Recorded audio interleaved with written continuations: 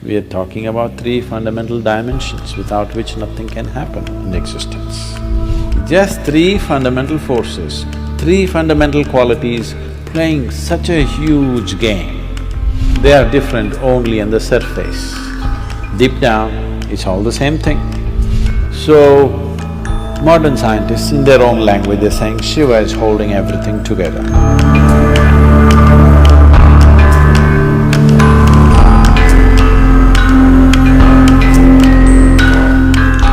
See, Brahma, Vishnu, Mahesh means don't think of three people, one floating on the clouds,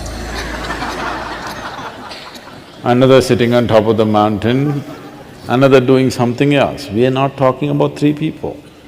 We are talking about three fundamental dimensions without which nothing can happen in existence. If you look at these stories closely enough,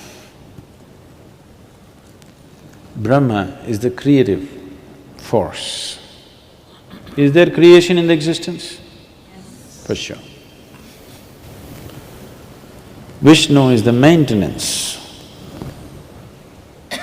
Is maintenance happening? I'm not talking about Delhi, I'm talking about creation.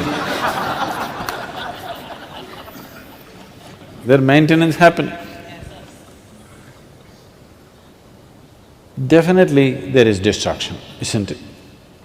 Within your body right now, millions of cells are dying, millions of new cells are being created, and billions are being maintained, isn't it? So you are a manifestation of these three forces. So is the planet, so is the solar system, so is the whole creation. It is a manifestation of these three aspects of creation, maintenance and destruction. You might have gotten little attached to Shiva and become little destructive.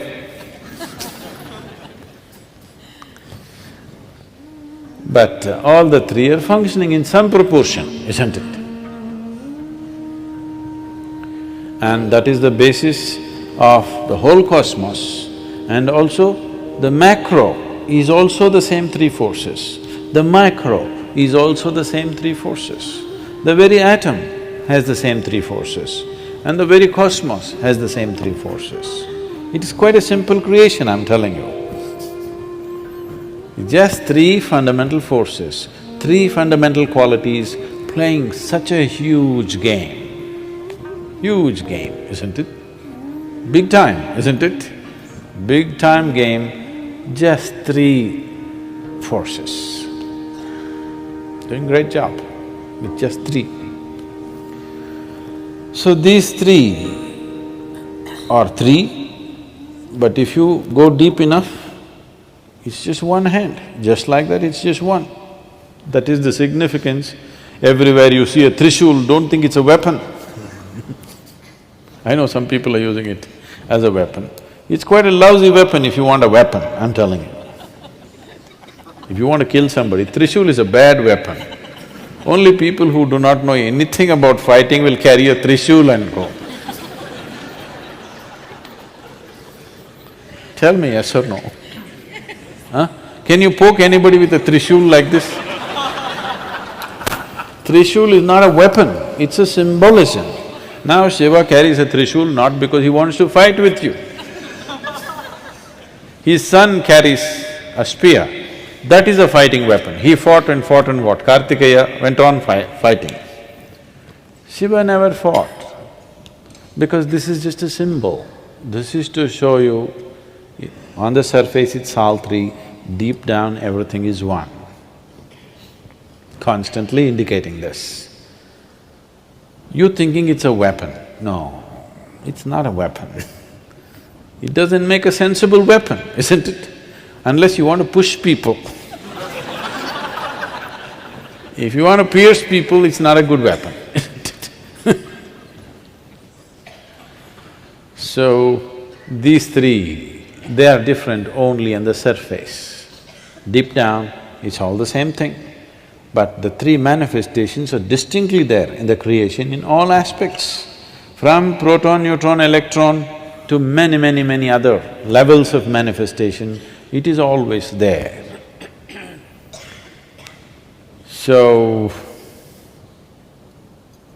what is the significance of Mahadeva means, these three, when all of them are functioning as one, he is Mahadeva. These are three devas.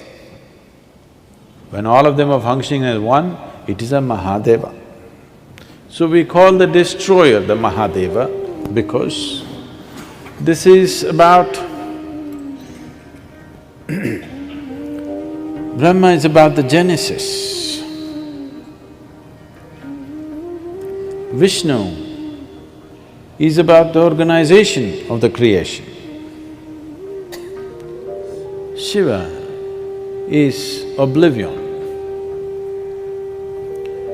These two, creation and maintenance, only exists in the lap of the oblivion. It is the empty space in the creation, which is the most expansive thing, limitless thing, and which is the lap in which creation happens and disappears, isn't it? Happens, conducts itself and falls apart, all happens in the lap of Shiva, because he is oblivion. Shiva means that which is not. Shiva means that which is not. So that which is not we bow down, because that is the thing. Today, modern science is slowly veering towards that.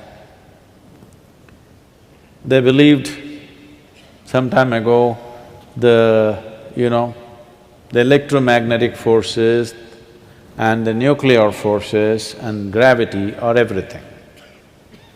Now as they dug deeper, deeper, deeper, do you know there is no explanation for gravity in modern science even today? Isaac Newton only told you apple falls down, which every village boy knew. Unfortunately, it falls down, not up. He gave no explanation, no mathematical background to it. Simply he said it falls down, nothing else. And since then, they have been trying to find out. They know at least enough about other forces. Gravity is one thing which has freaked some modern science. They're not able to find out why gravity works the way it works.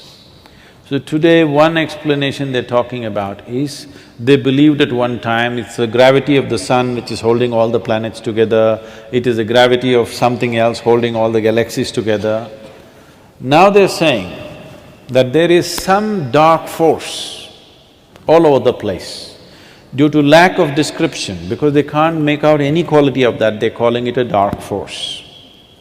And it is this dark force which seems to be keeping everything in place. They do not know what is the nature of this force. It is called as dark energy or dark force. This dark energy, we always call Shiva as the dark one. Yes? He's always referred to as the dark one. His night is the darkest night in the month. So, modern scientists, in their own language, they're saying Shiva is holding everything together. Now, I don't want you to imagine one man sitting there and holding everything together. That's not what it is. Shiva means that which is not. So that which is not is held as the highest, because that which is not is the largest manifestation in creation, isn't it so? If you look up in the sky, do you ever do it? Do you ever do it? Okay. I believe you, all right. So if you look up in the sky, because your visual apparatus are made in a certain way, you will think the sky is full of stars. That's not the reality.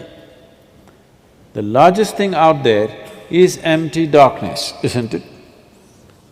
The galaxies that you see there are just small specks. The vast expanse is nothing, isn't it? So that is what we are referring to as Shiva. But there are many aspects to this. This is because we are a dialectical culture, because we know existence is seamless. You think there is a boundary line between solar system and the rest of the galaxy? No. Between one galaxy and another galaxy, there's a boundary line, LOC? There's no such thing. It is just a seamless existence. So, we are a dialectical culture where it is seamless. So I will be talking about Shiva. When I say Shiva, you have to make out which Shiva am I talking about. I say Shiva referring to the boundless nothing. I say Shiva and I refer to the Adi Yogi. I say Shiva and I'm talking about a laborer who's walking on the street right now whose name is Shiva. All these things we do at the same time. And this is the reason. If you look up at the boundless nothingness, we do the same thing. If you look at the Adi Yogi, we will do the same thing.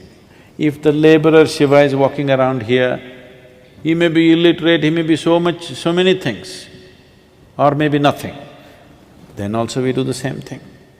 Because we know without the dark energy that you're referring to, without Shiva holding it, even this body will not have it in integrity, it'll all burst out.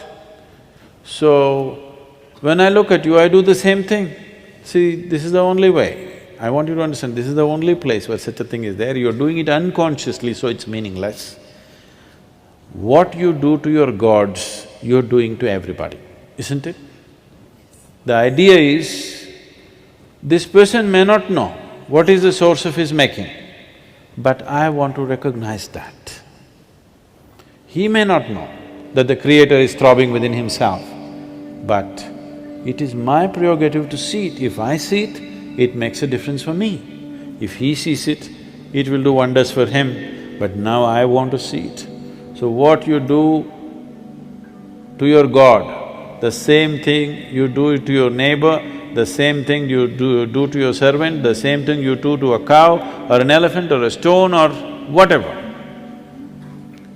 Because you don't want to miss an opportunity. You want to make an effort wherever you are to see that the source of creation is constantly throbbing in every piece of creation and nobody can deny it, isn't it? Even modern science cannot deny it, that whatever is the source of creation is also functioning in a tiny little invisible atom, isn't it so?